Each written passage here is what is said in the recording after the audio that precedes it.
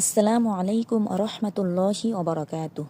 প্রিয় বোনেরা, আশা করি আল্লাহর রহমতে আপনারা সবাই ভালো আছেন। আজ আমরা একটি গুরুত্বপূর্ণ দিনী বিষয়ে জানব।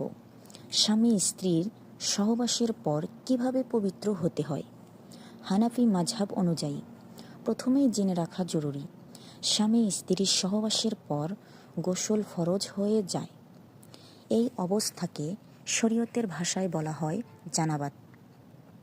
জানাবাত অবস্থায় নামাজ পড়া, কোরআন স্পর্শ করা এবং রোজা রাখা জায়েজ নয়, যতক্ষণ না ফরজ গোসল করা হয়। এখন জেনে নেই ফরজ গোসলের সঠিক নিয়ম কি। প্রথম ধাপ, গোসলের নিয়ত করা। মনে মনে এই নিয়ত করবে যে আমি আল্লাহর সন্তুষ্টির জন্য জানাবাত থেকে পবিত্র হওয়া গোসল করছি। মুখে বলা জরুরি নয়। দ্বিতীয় ধাপ, 2 হাত ভালোভাবে ধুয়ে নেওয়া। এরপর শরীরের যেসব স্থানে নাপাকি লাগার সম্ভাবনা আছে সেগুলো পরিষ্কার করা। তৃতীয় ধাপ, পূর্ণ অজু করা। নামাজের অজুর মতোই অজু করবে, তবে গোসলের সময় পা শেষে ধুলেও অসুবিধা নেই। চতুর্থ ধাপ, সারা শরীরে পানি ঢালা। প্রথমে মাথায় পানি ঢালবে, এভাবে যেন চুলের গোড়া পর্যন্ত পানি পৌঁছে যায়। এরপর ডান কাঁধে, তারপর বাম কাঁধে পানি ঢালবে। পঞ্চম ধাপ, নিশ্চিত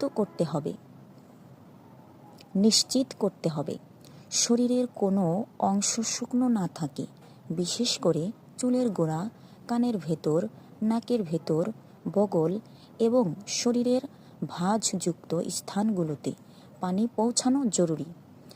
এভাবে গোসল সম্পন্ন হলে আপনি পবিত্র হয়ে যাবেন ইনশাআল্লাহ। এরপর নামাজ, কোরআন তিলাওয়াত এবং অন্যান্য ইবাদত করা জায়েজ হবে। একটি গুরুত্বপূর্ণ কথা মনে রাখবেন, গোসল না করে শুধু ওযু করলে জানাবাত দূর হয় না। ফরজ গোসল অবশ্যই করতে হবে। প্রিয় বোনেরা, দ্বীনের মাসআলা জানা প্রতিটি মুসলমানের জন্য জরুরি, কারণ সঠিক ইবাদত সঠিক জ্ঞানের উপরই নির্ভর করে। আজকের ভিডিওটি এখানে শেষ করছি। ভিডিওটি উপকার মনে হলে অন্য বোনদের সঙ্গে শেয়ার করবেন। আল্লাহ তাআলা আমাদের সবাইকে সহি দ্বীনী জ্ঞান অনুযায়ী আমল করার তৌফিক দান করুন। আমিন। আসসালামু আলাইকুম রহমতুল্লাহি ওয়া বারাকাতুহু।